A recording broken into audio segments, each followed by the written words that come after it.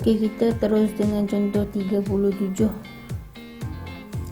Okey, contoh 37 ni gunakan gelung for untuk menentukan hasil jumlah 2 campur 3 campur 4 campur 5 seterusnya lah, sehinggalah campur dengan 100. Jadi ini penyelesaian dia.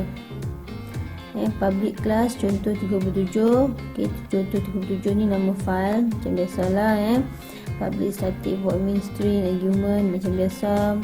Okey, di sini dia ada declare satu kan boleh ubah jumlah dia set kepada kosong. Jumlah dia set kepada kosong. Data type ataupun jenis data jumlah ialah integer. Okey, kemudian di dalam gelung for ada satu lagi pemboleh ubah I. I data type dia sama juga integer. I ni di set kepada 2. Jadi maksudnya di sini apa? Maksudnya di sini pemula ni mula dengan 2, bukan mula dengan 1, bukan mula dengan kosong, tapi mula dengan 2. Okey, kemudian di sini pula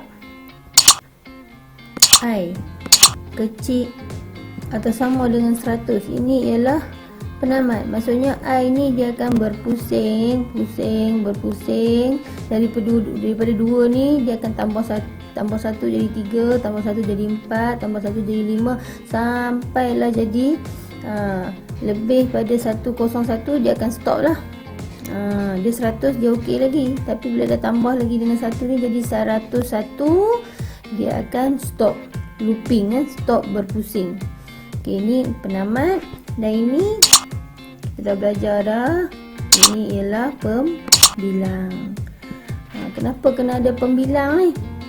Sebab pembilang ni kita nak tambah.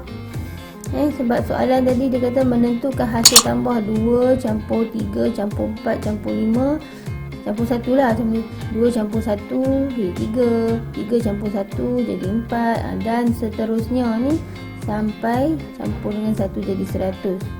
Ini untuk gelung for tadi, I tadi. Jadi kat sini cikgu explain lagi sekali. I tambah sama dengan 1, maksud dia sama lah dengan ni. I sama dengan I tambah 1. Maksudnya 2 nanti. 2 tambah 1 jadi 3. Patah balik sini. Adakah 3 kurang? Ni cikgu dah buat siap kat sini dah. Adakah 3 kurang daripada 100 atau sama dengan 100? Ya, jadi dia tambah lagi lah. Dia ber 3. 3 tambah 1 jadi 4. Okey, ini yang berlaku pada I setiap kali ulang. Tapi di sini pula kamu tengok cikgu dah bulatkan kat sini. Dalam bracket ni, dalam gelung ni, maksudnya setiap kali perkara ni berpusing berlaku, dia akan buat operasi ni. Operasi apa? Operasi jumlah sama dengan jumlah tambah I. I yang pertama 0 tambah 2 jadi 2. Sini akan jadi 2. Tapi sini dia bukan paparan sebab dia bukan sistem out.print line, bukan paparan. Semalam cikgu dah explain kan, apa yang berlaku dalam gelung ni dia akan jalankan. Tapi kalau kata di luar gelung ni baru ada perkataan sistem out.print line.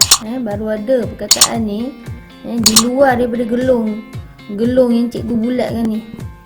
Luar daripada gelung ni dia akan papar nilai terakhir jumlah. Jadi inilah yang sebenarnya nilai terakhir jumlah. Bila kita run coding ni, ini yang kamu akan nampak. Kamu takkan nampak operasi 2 tambah dengan 1 jadi 3. Kemudian 3 ni dah jumlah I yang terbaru. 3 ni campur pula dengan jumlah sekarang ni dah jadi 2 lah. Tadi kosong kan. Tapi dah kosong tambah I, kosong tambah dengan 2 dah jadi 2 dah. Ni cikgu buat ni jumlah terkini. Jadi sekarang I dah jadi 3. Dia akan run operasi ni. Jadi 3 pula campur dengan 2. 3 ni jumlah I yang terbaru campur dengan jumlah yang terkini jadi 5. So kalau ikutkan di belakang ni, kamu takkan nampak operasi ni. Sebab operasi ni bukan paparan. Di belakang ni dah jadi 5. Operasi dah jadi 5. I ni masih 3 lagi. Okay, kemudian adakah 3 kurang atau kecil daripada 100? Ya. So jadi I dia akan tambah lagi ni. I 3 campur 1 dah jadi 4. Okey, sekarang I dah jadi 4 dah. Sekarang ni 4 ialah I yang terkini. Sini jadi 4 dah ni. I sini jadi 4 dah. Cikgu copy lah, tunjuk bagi faham. Okey, jadi jumlah sekarang ialah 5. Jadi 5 ni ini nilai jumlah yang terkini kan, campur. Jadi sekarang jumlah dah jadi 9. Jadi sekarang I masih 4, jumlah dah jadi 9. I ni masih bertambah lagi ni. I adakah 4 kurang atau sama dengan 100? Ya. Jadi sini tambah lagi. I sekarang 4 tambah 1 jadi 5. Jadi sekarang kat sini jadi 5 lagi. Jadi bila dah jadi jalan operasi ni, kena jalan. Kenyataan ni kena jalan. Jadi sekarang I dah jadi 5. Jumlah terkini sekarang apa dia? 9. Jadi 9 campur dengan 5. Jadi berapa? 9 campur 5 jadi 14. Jadi kat sini terjadilah nilai terbaru bagi jumlah, iaitu 14. I sekarang 5. Jumlah dah jadi 14. Jadi perkara ni akan berulang sehinggalah I ni jadi 100. Katakanlah I ni dah jadi 100.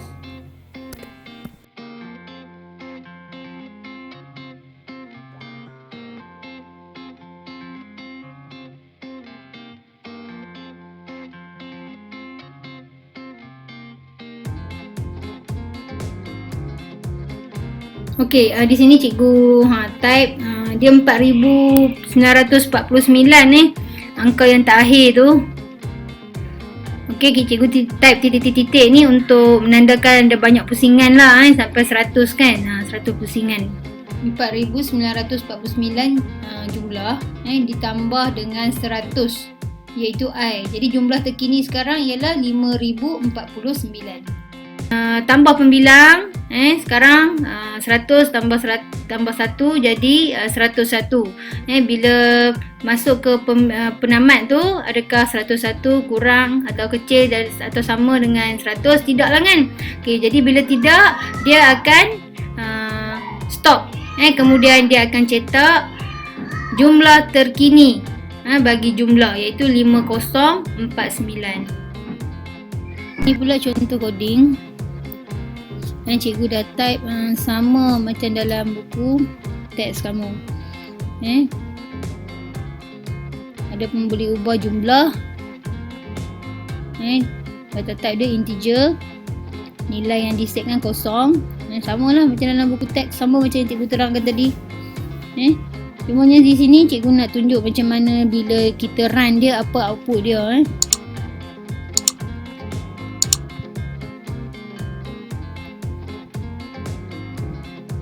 Okey, disebabkan sistem out.println ni berada di luar daripada gelong ni, jadi dia cuma nak dapatkan jumlah terakhir bagi I. Jumlah terakhir bagi I. Jadi di sebelah sini pula cikgu ada buat dalam bentuk Excel. Kalau ada yang masih tak faham, ini daripada mula lah. I sama dengan 2, sama lah sini kan. I kurang atau kecil atau sama dengan 100. Okey, kemudian sini pembilang. I tambah sama dengan 1 ataupun I sama dengan I tambah 1. Kemudian ini pula jumlah. Ni operasi jumlah ni. Operasi jumlah. Kemudian paparan. Di sini tengok. Setiap kali gelong ni berlaku, tak ada paparan.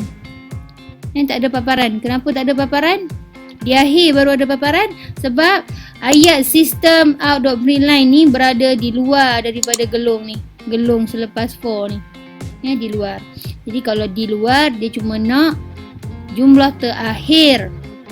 Nilai terakhir yang berada dalam jumlah ni. Okey, boleh faham ke? Jadi inilah operasi yang berlaku di dalam gelung for ni. Contoh tadi I ialah 2. Adakah 2 kurang atau sama dengan 100? Ya lah kan? Cikgu saja buat ya sini. Ya. Okey, di sini pula pembilang. Pembilang. 2 tadi tambah dengan 1. Dapat 3. Jadi sekarang nilai I ialah 3.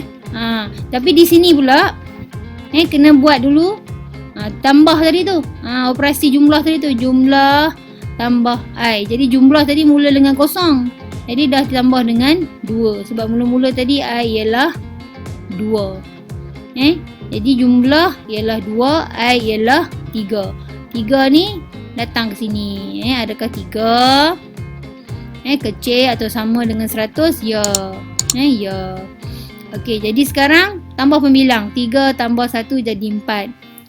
Jadi di sini jumlah tadi ialah 2. Cikgu buat anak panah, nampak? 2 ni akan ke sini. 2 ni akan tambah dengan 3. Nilai terkini I tadi. I tadi. Semua ni berlaku serentak. Okey, jadi 2 tambah 3 jadi 5. Inilah yang berlaku di sebalik ungkapan for tadi. Okey, jadi dalam buku teks kamu, coding dia macam ni. Dia cuma nak jumlah terakhir bagi jumlah.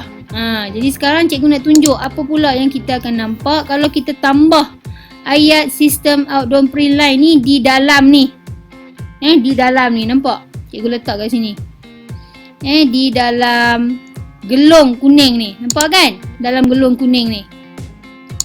Kat sini kamu boleh nampak cikgu buat sistem out.println jumlah-jumlah. Maksudnya setiap kali gelung dia akan papar nilai jumlah. Dan yang ni pula selepas dah tamat gelung baru dia papar nilai yang terakhir. Okey, sekarang kita cuba run. Inilah yang berlaku. Nampak? Sama kan? 2, 5, 9, 14. Sama. Sampai yang terakhir sekali 5049. Okey, boleh faham ke? Yang ni kalau kita ada perkataan ni ayat ni sistem out.println ni berada di dalam gelung ni, dia akan print bersama-sama dengan gelung. Kalau kata 100 kali pusingan, 100 kali lah dia print ni. Boleh faham ke? Okey, kat sini kamu perasan cikgu dah type satu ayat kat sini, sistem out.println I.